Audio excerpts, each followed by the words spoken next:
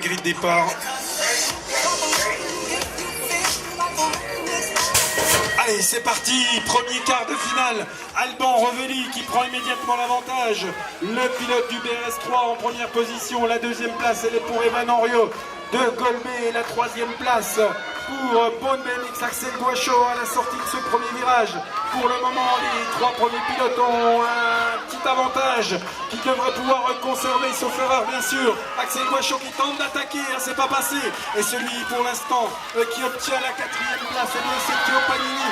Théo Panini, le pilote de Boutigny, est pour le moment qualifié. Attention, Axel Gouachaud qui a perdu une place. Il est en quatrième position et maintenant sous la menace de notamment le pilote de Cyril Charles et un autre pilote qui est encore il me semble.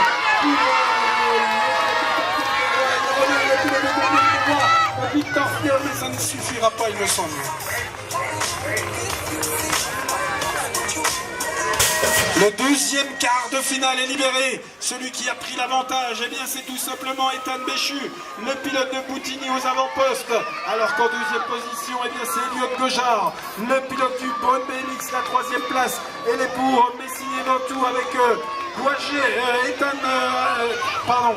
Mathis Boiget qui est en troisième position, la quatrième place pour le BRST3 à mi-course. C'est Sacha Demant qui est pour le moment qualifié également, mais attention derrière avec Jules Barbe qui tente encore de revenir dans les derniers mètres. Est-ce que ça suffira pour Jules Barbe? Il y a un bisontin également présent, c'est Noël Lemoine. Alors qu'on revient sur la tête de course, Elliot Gojard va s'imposer. Ethan Béchu va se qualifier. Le pilote du BRS3, Sacha Demant. Et pour la quatrième place, on l'a très serré entre Mathis Boiget et Jules Barbe. Impossible de vous dire depuis ma place qui se qualifie. Allez, on a lancé encore un quart de finale dans cette catégorie des 8 ans et moins, avec celui qui prend l'avantage. Eh bien, il est du club de Nice, c'est Alexis Logodin. Alexis Logodin aux avant-postes. La deuxième place pour Damparitavo, Enzo Villalonga. Alors que la troisième position à Enzo qui rétrograde, puisque celui qui a tenté de prendre l'avantage, il vient de reprendre la deuxième place, Enzo Villalonga. Alors que la troisième place, elle est pour le Beaune BMX avec Romain Salvi. Et la quatrième place pour Liévin, Joshua Piton pour le moment qualifié pour les demi-finales. Allez, je suis là-bas pour un pilote de danse apparemment.